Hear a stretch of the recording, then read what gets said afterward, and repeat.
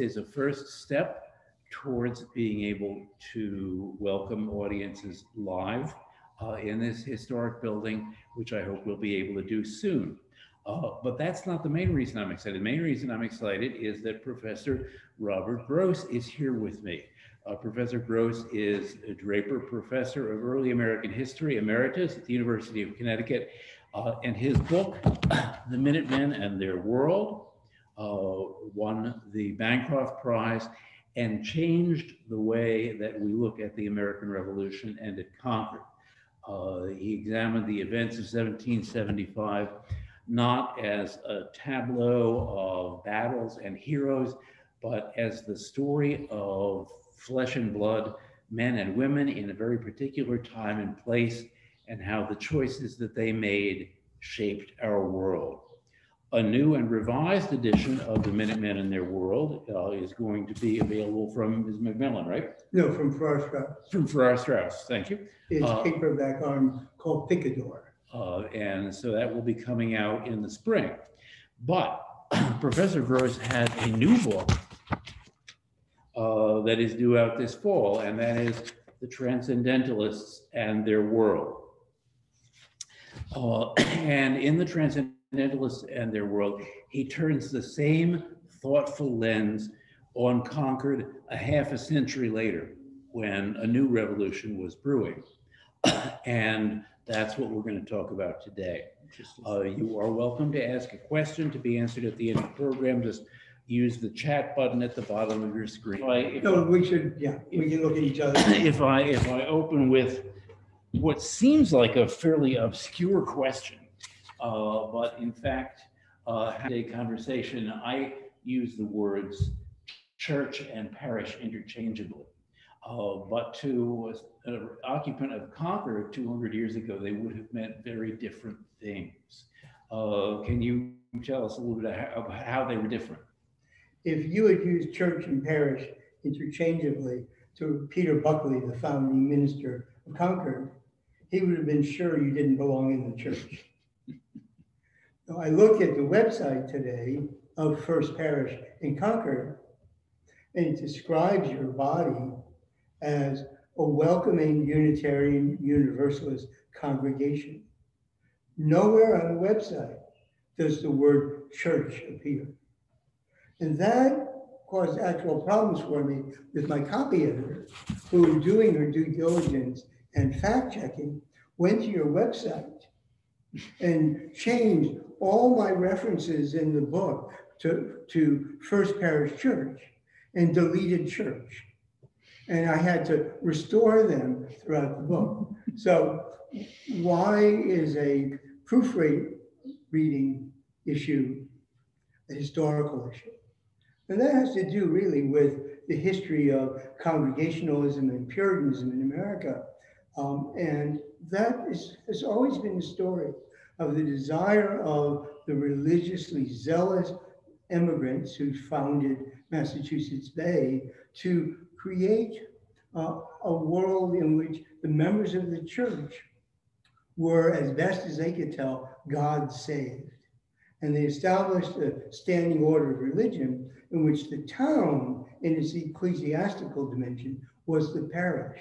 That's the body of people who live in a town and pay taxes to support a minister, who consent in the hiring of a minister with the church, and who, in a sense, own the meeting house and pay for its regular upkeep and the like. The story of Congregationalism is a story of the tension between inclusiveness, getting a lot of people from the parish into the church, and exclusiveness, trying to be sure that you only get God's chosen people, whom he saved, into the church. To make the story very brief, we can say that down through the Revolution, Concord had a church regime that maintained the distinction between church and the larger society as town. Nobody would have called it the First Parish Church because it was one town, one church, both in ideal and in practice. So, and to get into that church was not an easy matter. You would have to, first of all, make a spiritual relation, telling people your experience of saving grace and how it is you can make a credible case to having been one of God's chosen. You would have to make a public confession of your sin. You'd have to agree to a creed which was defined by the Westminster Assembly of Divines back in 1643 in England. You would have to agree to covenant with the church and to tell people what your sins were and promise to be part of the moral discipline of the church. That is, people could watch you and reprove you if you had sinned and try to keep you on the Christian walk. It's like a 12-step program. Well, it was a very carefully organized set of procedures to maintain the purity of the church, as opposed to the mixed multitude of people who were in the parish paying taxes, expected to go to public worship on the Sabbath. And for the most part, both in the 18th century and well into the 19th century, the members of the church were women. 70 to 75% of the members of the church were female. Though in the colonial period, they were restricted in what they could do in the governance of the church. In any case, that's what you get as the church regime when the revolution is over. And Massachusetts then, under its new constitution, maintains something of this regime, but for a different reason. The Massachusetts Constitution provides that every town should maintain with tax support a public Protestant teacher of piety, religion, and morality. And the reason why towns and their citizens are mandated to pay those taxes is because, in the view of John Adams, who wrote this language, in that view, religion is necessary to foster the moral conduct and ethical values to sustain Republican self-government. So that Ezra Ripley, in his established status, is an officer of the town, an office mandated by the Constitution, chosen by the people who live in the town, as, if you will, a higher schoolmaster, teaching the virtues necessary to Christianity and Republican government. Meanwhile, there's still the church, whose members are chosen in the way I described. In 1778, Ezra Ripley becomes the minister of Concord. And as minister, he inherits a church that's had a lot of conflict over the previous generation. But as the revolution has occurred, people have decided to let bygones be bygones and come together, and they've renewed their covenant. When Ripley comes on scene, only one person votes against him. And that person said, "You didn't look like you'd lived long enough for us to hire you." He told the story in 1838, some 60 years later. So that parishioner and church member was quite mistaken. But Ripley disagreed with the regime he inherited. And it wasn't until the mid-1790s that he, never really feeling comfortable with Calvinism, initiates changes. So let me stop and have you, I'll take a breather. And well, this actually kind of leads into to another question that I had, which is that you describe Ezra Ripley, who became the minister of this church in 1778, as an Arminian. Would you say Arminian or Arminianist? Arminian. An Arminian, a believer in the human capacity to do good, which marks kind of a break with the theology of the church up till that time. So in the Great Awakening of the early to mid-18th century, Calvinism was strengthened in its appeals in the claim that people are born of original sin and they're wicked, and even if they behave morally, they have not truly religious hearts, and their hearts have to be changed through an infusion of grace. So they do what's right for the right reasons, that is true love of goodness. And the people who opposed the enthusiasts of the Great Awakening thought that in their emphasis on revivals and being born again overnight, they were creating social disorder, they were dissing learned ministers, they were putting unqualified people in the pulpit to preach. And they said, and this is where Arminianism comes in, that actually people have the capacity to do good as well as evil. And that they can, in the course of a lifetime, grow in grace and make their lives better and better. And that they don't have to be born again overnight. In fact, the very claim that you've been born again overnight is dubious. You see someone who's been a sinner that you recognize all the time in your town, and suddenly comes up to you and says, I fell down in a field, God's force struck me, and I'm cured, I'm purified. I know what I'm saying. And you might doubt that. So Ripley comes to adopt this point of view. But what's crucial for him is not the theology of original sin and the need for conversion and Christ's role as an intermediary between God and man. What matters to him is to be pastor of a community. And he wants, in effect, the parish and the church to be one and the same. And from this point of view, he takes the issue of baptism as the key wedge for change in the middle of the 1790s.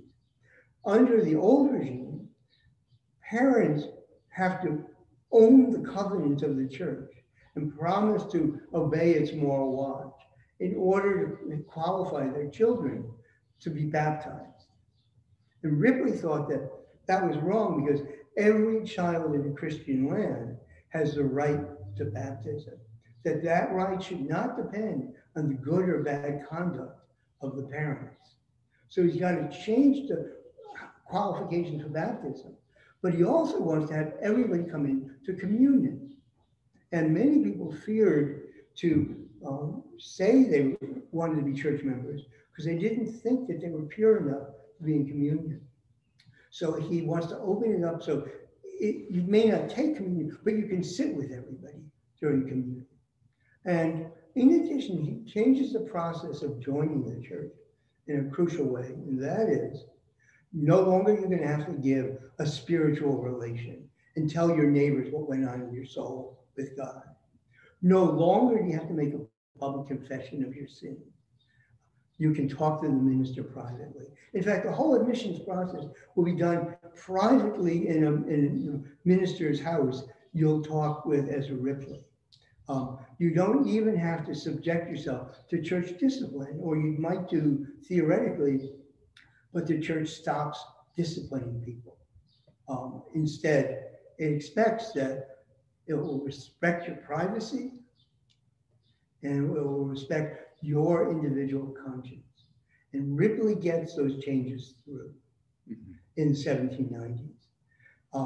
But he also gets through a regime where he's not preaching the need for conversion so much as he's preaching the need for community. Time and time again, every Sabbath, he is preaching what are the virtues and duties that can make you a good member of the community with your neighbors. His notion of community, though, is perhaps unlike ours in that it's hierarchical and it's homogeneous. Some people are born in the upper ranks of society, some people in the lower. Everybody belongs in their place.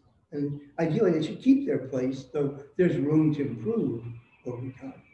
So, and Ripley's desire to minister to the whole community is really of a piece with his theology. Think about Calvinism. God saved only a remnant of humankind to be among his chosen. Ripley thinks Christ came for the salvation of everyone, and Christ could no more ignore a soul than Ezra Ripley could ignore a member of the parish. And in the book, I give you may wonder, those of you listening, will we ever get to Transcendentalism?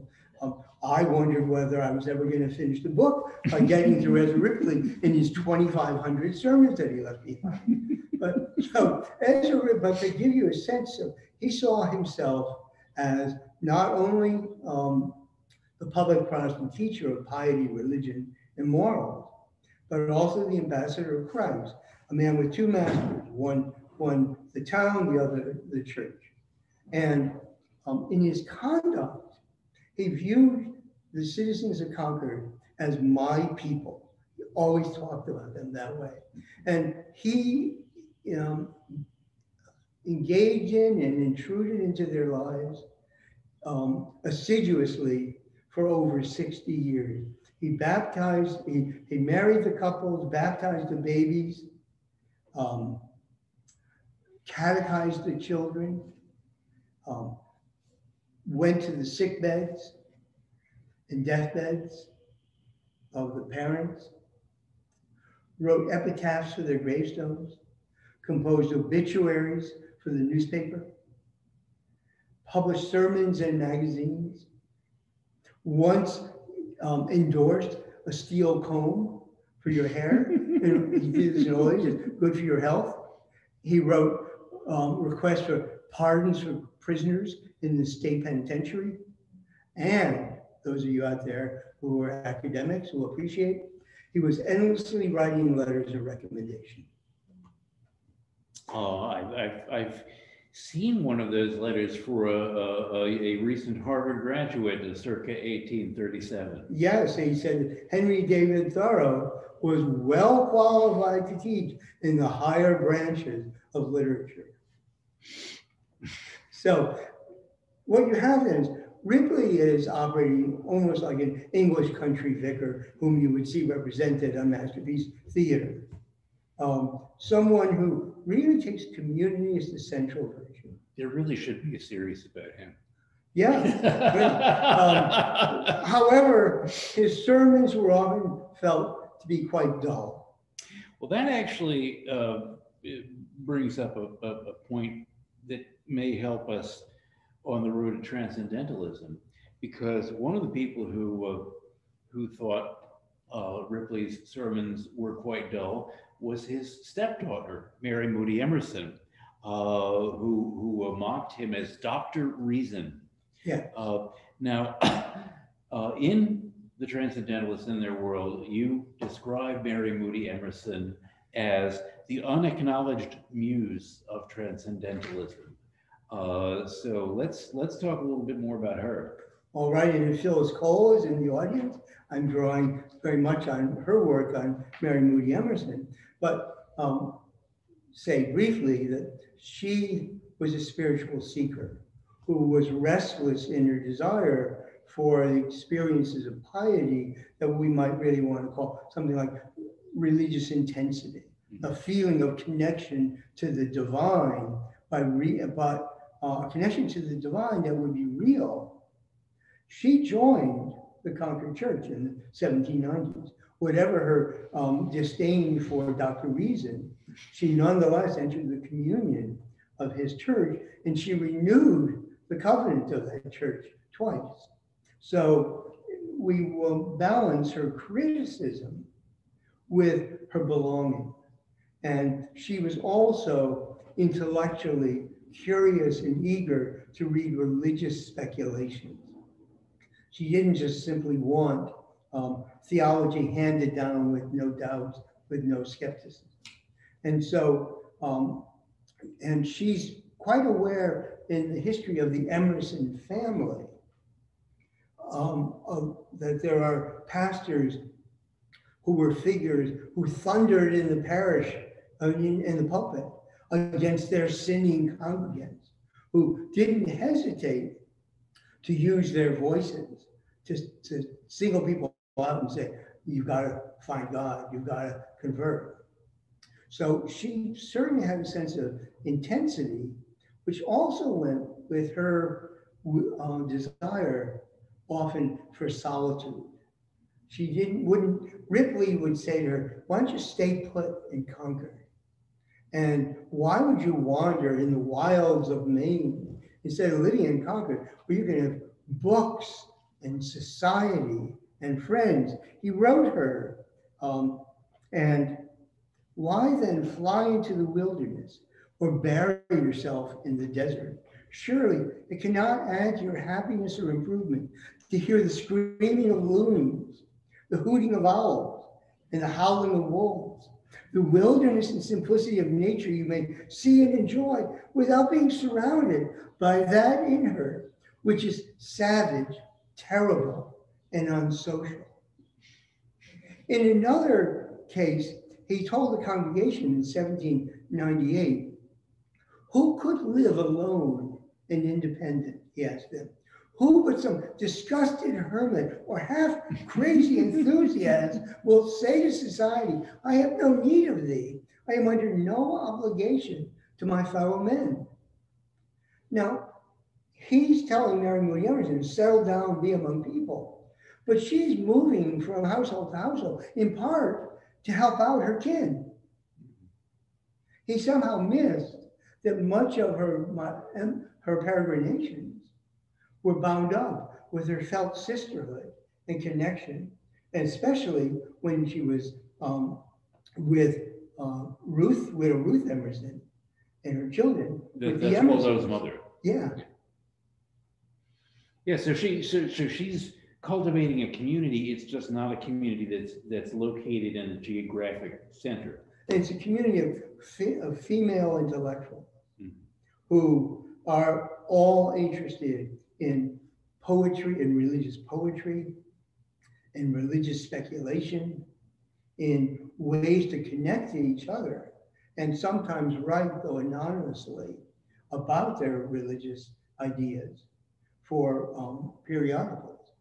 So she is carrying a vision of not just religious piety, but of intellectual life and of female empowerment.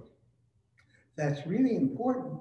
And if you could think about it, this is 75% of the members of the Concord First Parish from around 1778 to 1857 were women. When the Trinitarians split off, and we'll get to that in just a moment, in 1825, 70% of their members are women. It would not be at all surprising to find that there was a great female audience for the Transcendentalists. In fact, if there weren't, that would be the surprise, given the history of Congregationalism, liberal and Orthodox, in Concord and in Massachusetts. You know, and yes, that's. I guess Mary Moody Emerson was kind of like a generation older than most of the women Transcendentalists, right, but was kind of a role model for them, or an inspiration for them. I read, and I think I have Phyllis to thank for this, that Mary and Margaret Fuller only crossed paths once, and it didn't go well. Right, but so, you know, if we're moving forward here, the really crucial is that Ripley has succeeded in changing the organization, the governance, and broadly the religious orientation of his congregation. In 1810-11, there's a stirring among people in the congregation to have religious conferences, to meet outside of Sunday worship, gather together and share their quickening sense of maybe there's something stirring in the air. Maybe there's another awakening happening. Maybe we'll all be swept up in it and be born again. Ripley hosts several of these meetings, but then he decides he can't make one. And one of the leaders of these gatherings is Rebecca Thoreau, the widow of John Thoreau, the grandfather of Henry David. And she is very close to Ripley and hosts these meetings in his absence. And when he comes back to town, he says, uh-oh, there could be real disorder here. And he calls off what other ministers and messages might have sparked into a full-scale revival. He says, if you want special meetings, just ask, I'll always be there. I'm mentioning this now because 15 years later, Rebecca Thoreau is dead, but her stepdaughters are members of the First Parish Church and join with several other people. There are 3 stepdaughters who withdraw with about 5 or 6 others to worship on their own and to hold their own religious conferences.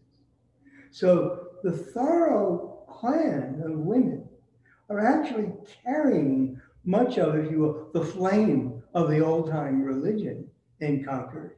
And their separation in 1825 to worship on their own is what sparks the secession of the Trinitarians, the starting of a new church, and ultimately the breakup of one town, one church idea. And now you talked about this. Of course, the First Parish was the only church in town until 1825, and of course, no need to call it the First Parish. It's like calling the First World War before the Second World War. Exactly.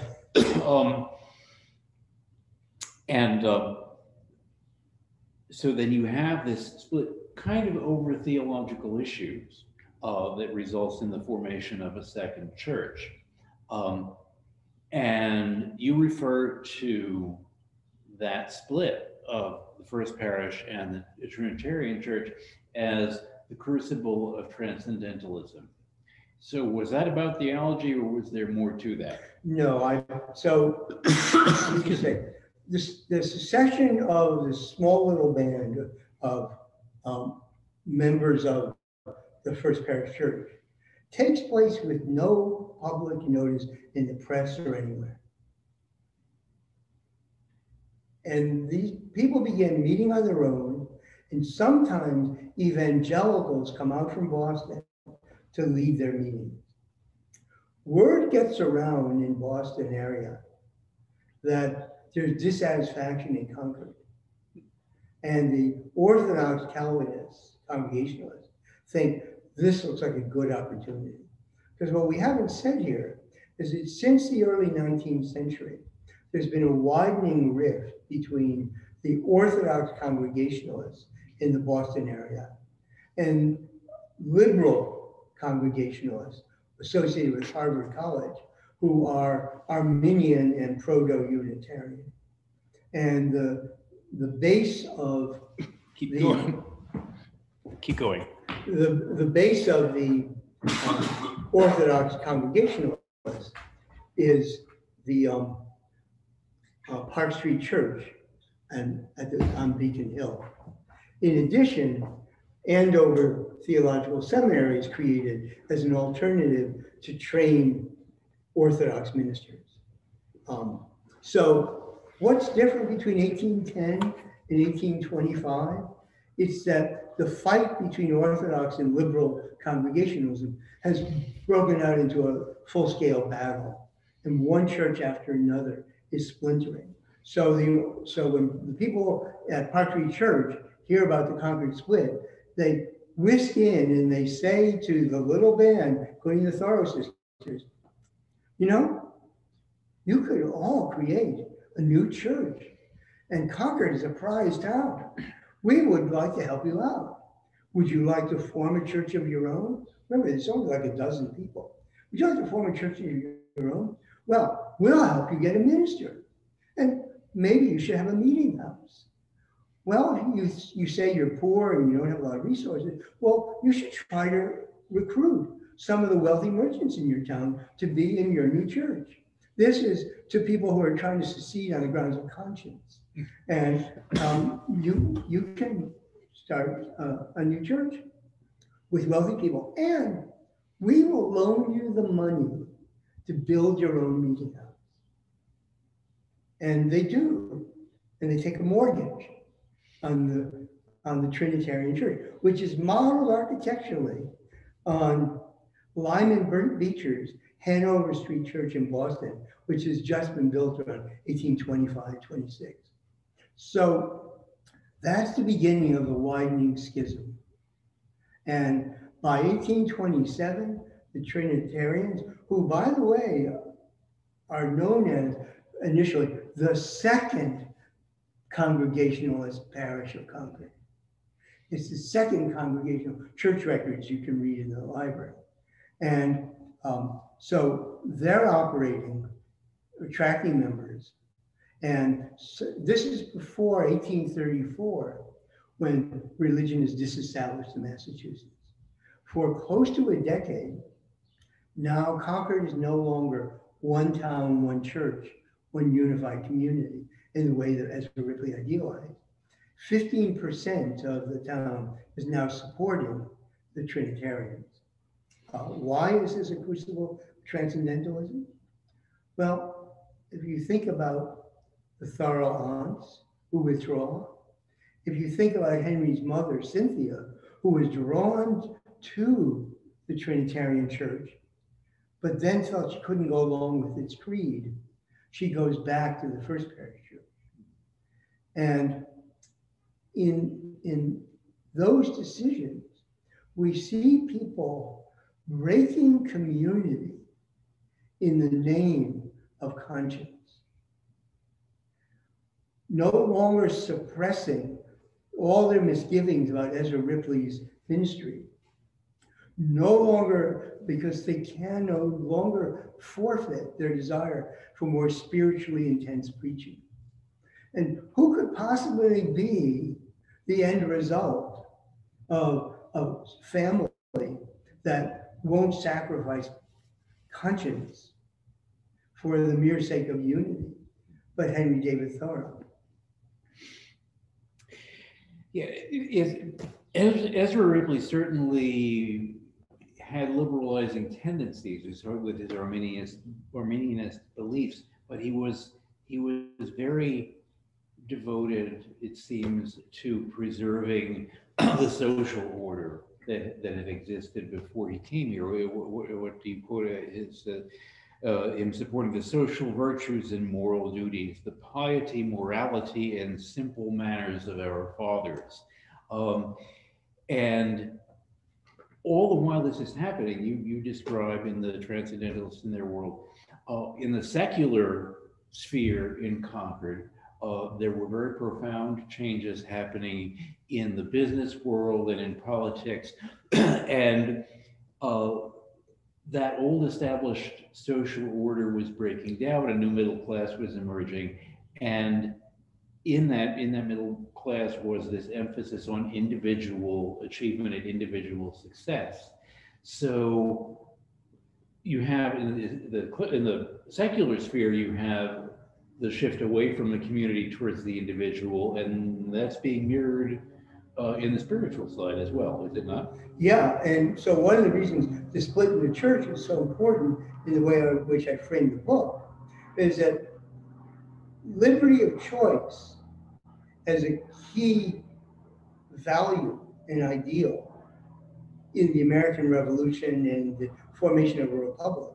Liberty of choice is enacted in the sphere of religion as much as, and sometimes before, the same emphasis on liberty of choice in the economy. Now, in other words, I'm making a case here that people are breaking from community in numerous ways.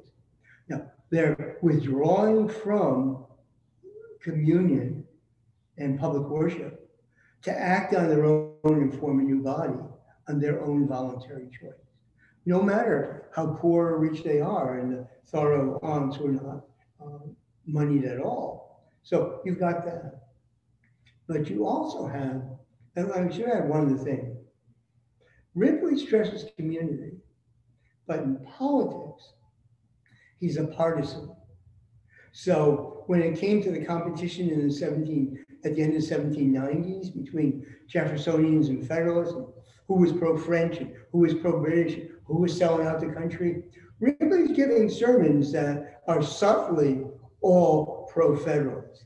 When war breaks out in 1812 and before, he is close to endorsing the Hartford Convention. He doesn't go that far, but he welcomes into his congregation a convention that's bitterly denouncing the war. in addition, when Jackson's president, he's also giving lectures to them. So, and we should add here, he's not speaking for United Concord. In every one of those times, Concord is a battleground town, just like Ohio and or Georgia has become our battleground states.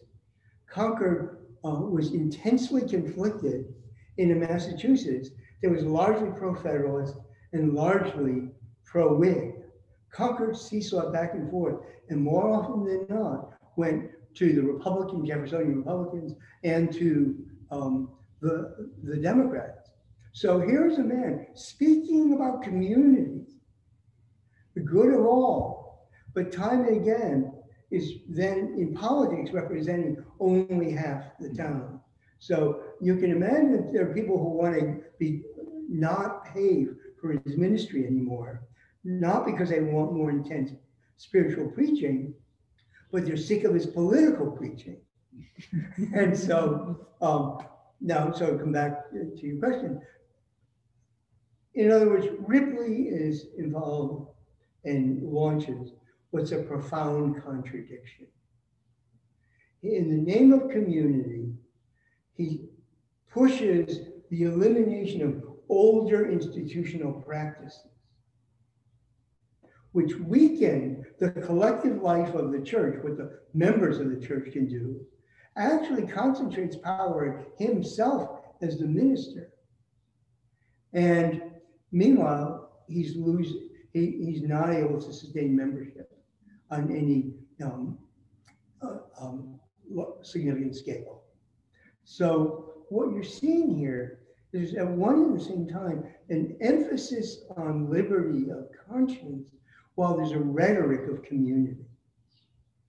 And now you write the book, we're having 3 more hours, I could describe the changes in economy and technology and what, but the main point is the community is, if you will, coming unstuck in terms of older forms of connection and finding new ways that are more focused on individualism. And it's in this context that you then see an older way of seeing the world within Ripley's ideology of interdependence and hierarchy can no longer work for people who are pulling apart from one another and relying on their own initiative in a society where the rhetoric of democracy and equality is all the more insistent. So in that setting, you get transcendentalism. And that's kind of, it seems like the tipping point between, the community and the individual conscience, and along comes Waldo Emerson to give a voice to that idea after, of course, having been had the seeds of transcendentalism planted in his young mind by his Aunt Mary Moody. Yeah, but also it seeds in from the German and British Romanicists he's read, from Coleridge and Carlyle, and from what George Ripley and Frederick Henry Hedge and Orestes Brownson and are publishing in the Christian Examiner, the Unitarian magazine. And that is, they argue that religion consists of a sentiment, a feeling within, of a divinity that is in all of us, and that you are all part and parcel of that divinity. And that's the essence of religion. And for years, I didn't really grasp, when you just say that, how that connects to the social changes. But when you read those essays in the Christian Examiner, what you see Ripley and others saying is something like this, that institutions have changed. The churches change over time. You can worship God in a cathedral or under the open sky. Creeds alter all the time. That everything about religion can change. It's in fact change is the incessant condition of life, of religion, and everything else. What remains permanent? It's the spiritual sense within.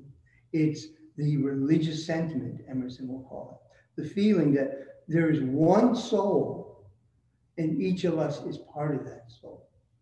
And so it doesn't matter if you are born in one town and move to another and end up dying in still another after 15 more migrations.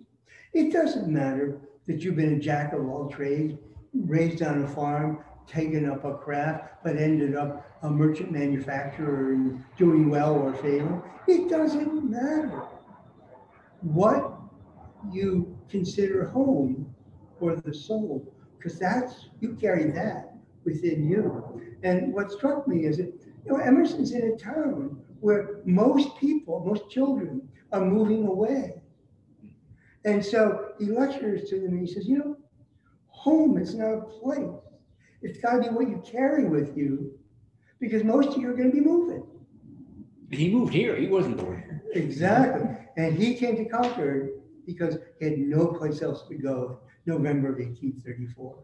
He got free rent initially from Ezra Ripley, and only in the spring of 1835 does he settle in Concord. And what it took me a long time to grasp, was utterly obvious until I grasped it, is that Emerson settles in Concord in 1835 and gives his most important public addresses, the American Scholar and the Divinity School address, and the series of 4 public lectures, courses of lectures in Boston from 1836 to 1841. He gives them as he's just settling into Concord. And when we think about what it's like to move to a new place, your senses, your eyes are keenly attentive to how do they act here? What do they do? What's happening? And as he's doing that, it becomes clear that he's formulating his biggest ideas with Concord as his illustration. Concord didn't make him a transcendentalist, but it provided the raw material and the illustrations for him, and Boston did as well, for him to clothe his ideas with illustrations and images. And so that in our long way here today is how you get to the Transcendentalists and their world emerging out of Ezra Ripley's dull sermons. Well, thank you. Shelley, do we have some questions? Actually, I guess I can see the chat questions because I'm not on the phone. The first one is nobody could hear me. All right. Mostly what I see in the chat is trying to get the audio to work. Are there any questions for Bob about the Transcendentalists, or about Concord and in the time of the Transcendentalists? Well, Let's see if anybody's heard any of this. Why don't you ask? Well, I think that the chat would be, well, you can hear us from across the room. There are still 29 people signed on, and I think if they couldn't hear us, they'd be lighting up the chat. Would someone please comment in the chat? Here's someone. Okay, could you say more about Henry David Thoreau and the church? Yes. So Henry Thoreau was baptized by Ezra Ripley, and he grew up. So he was born in 1817. He's 8 years old when the split is taking place, and his aunts are withdrawing from the first church and becoming part of the new religious grouping. It turns out that Daniel Southmaid was hired as minister and installed in the Concord Church, over the Trinitarian Church in 1827. And so Thoreau's now 10. And Daniel Southmaid and his wife board in the Thoreau family. And while they board there, the wife of Southmead, who's a minister's daughter, sends letters to her mother describing the inner workings of the Thoreau family. And what you get from those letters is a sense that the debate about who's going to go where, will Mr. and Mrs. Thoreau join the Trinitarians or not, is really intense. So we can say first, David Henry Thoreau probably learned from that religion mattered importantly in his family, but that people didn't agree, since his aunts were withdrawing and going someplace differently from his parents on the Sabbath. So one is fractious. Second of all, he comes to believe that nature is as much a place to worship God as within any meeting house. He said, the sound of the meeting house bell can be among the most depressing things to hear. Better to be outside in nature and hearing birds sing than to hear that meeting house bell. Kind of like Emerson's saying he was more inspired by looking out the window at the snowstorm than by Barzillai Frost preaching. Exactly. But I discovered that when Thoreau comes back to Concord after graduating in 1837, through 1840, well, so he's not 21 and taxable until a year later.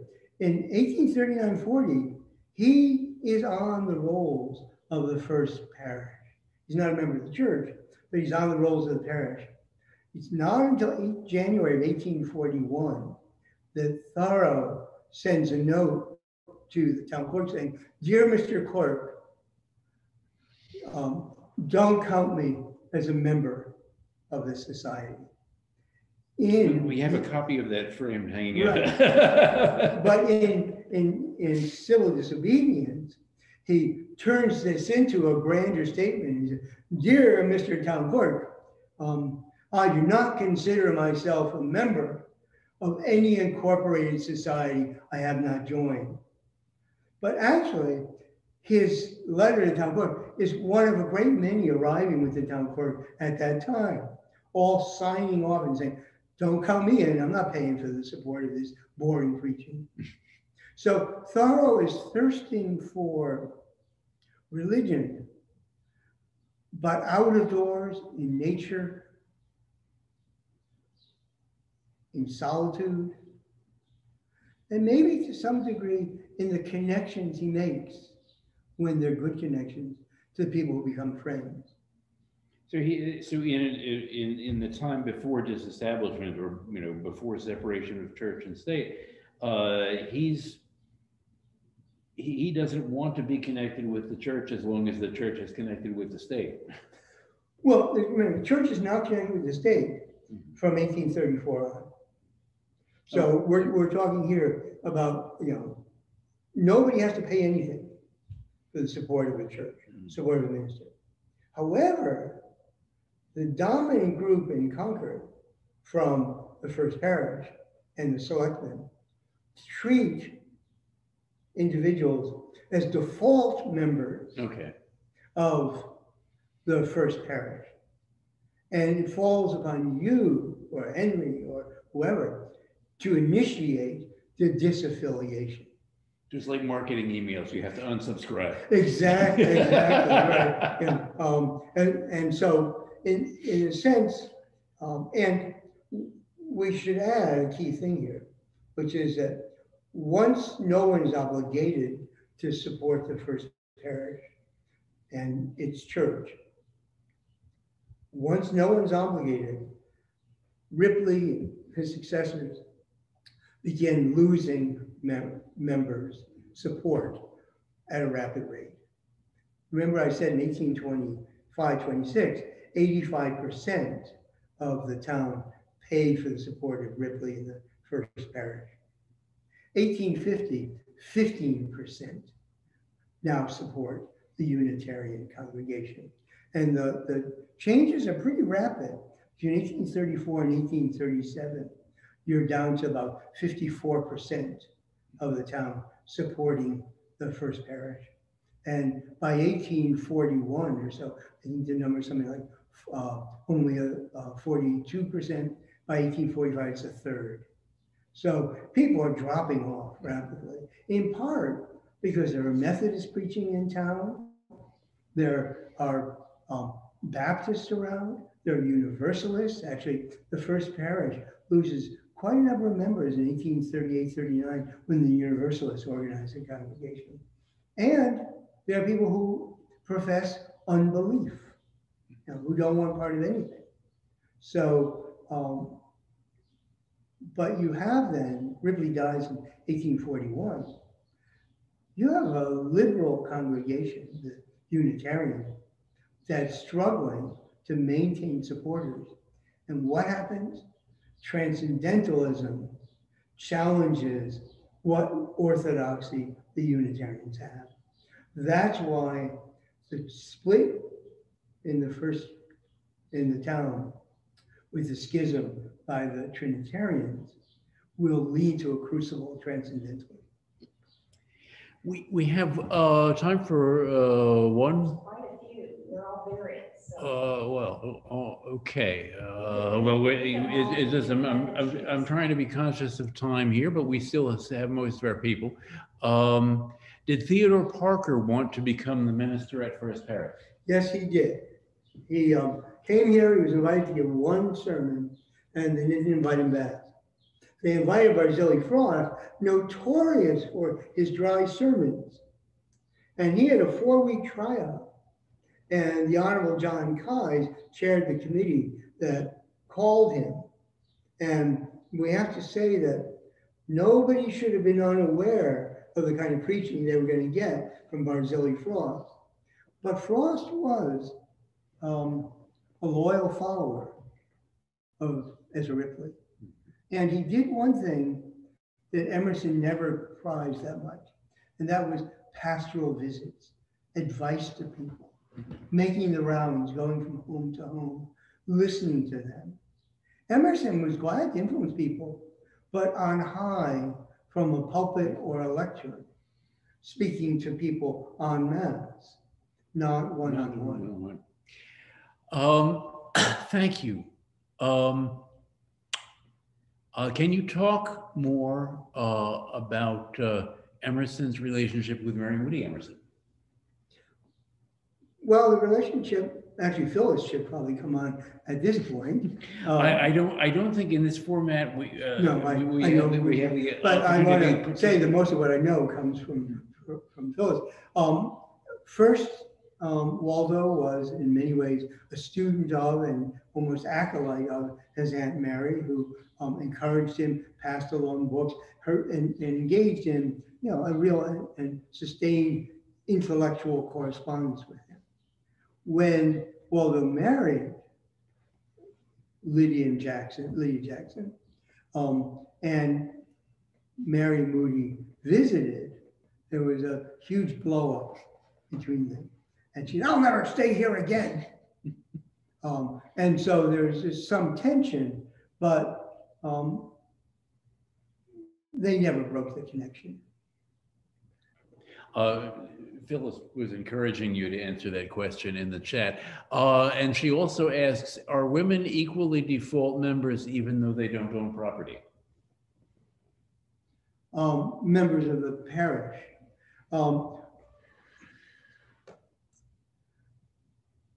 Widows, I believe, were taxed for the support of the parish on their property. They wouldn't have been taxed as Poles. But unless they had children 18 or 20 living in their household. But the lists, for the most part, don't list women as members of the parish. So as wives, their fate is tied to the patriarchal power of husbands representing them in the public arena. Even though the wife is more likely to actually show up on Sunday than the husband. Well, or alternately, maybe the husband would say, I would sign off, but I know you go. So there could be that just as much. One thing that's worth emphasizing here when I talk about the 75% of church members being women, in a world where women can't exercise the franchise, can't serve on juries, where if they're married, their property is subsumed into the ownership of the husband under the law of coverture. When many a woman will go from her father's house to her husband's with little break, when women have so little freedom to end a relationship, a marriage that's gone terribly bad, when all that's the case, the decision to join the church is the crucial decision that an individual woman alone can make. And in that sense, as much, and it strikes me, as much as I've emphasized the rhetoric and ideology of interdependence and community, for women, joining the church can be as much an opportunity for the exercise of individual freedom, as well as connection to sisters, both literal sisters and sisters in Christ. And in this regard, the connection is crucial. And we make a large mistake in playing on only the questions of males in church governance. Thank you. I do have a question here, which please share your synopsis of the overall Transcendentalist philosophy. You might have to buy the book. Well, it's a very good question, because I've been trying for years to get it into a soundbite, and I do think actually I have it. Transcendentalism is a philosophy that emphasizes as a philosophy for a world undergoing profound social change that seeks to empower the individual to make choices and direct his or her own life in the course of the collapse of all the familiar ramparts and structures of life. Thank you. I've never heard anybody get it that concise. That's worth remembering. I'm glad we recorded this. I do want to thank you all for your patience, and I think it certainly was worth it. I want to thank you, Bob, for sharing your insights with us, and I'm really excited about your new book coming out, and I hope we'll. Well, let me just thank everybody. This is, since the book's done and in press, it's the first occasion I've taken to present, and whatever hiccups we've had with the technology, however overlong or now we've gone, you've given me a first run, and I really appreciate your time and attention and patience. So thank you all. And I do hope that you'll join us for the Transcendentalism Council's next event on July 27th, when Concord historian Richard Smith, hi Richard, I know you're out there, will be with us to mark the anniversary of Henry David Thoreau's tax protest that landed him in jail and inspired him to write the essay that we know as Civil Disobedience. So let's all go enjoy this beautiful, almost summer day. It's a refulgent summer day. A refulgent summer day. I love that word. Thank you, Bob.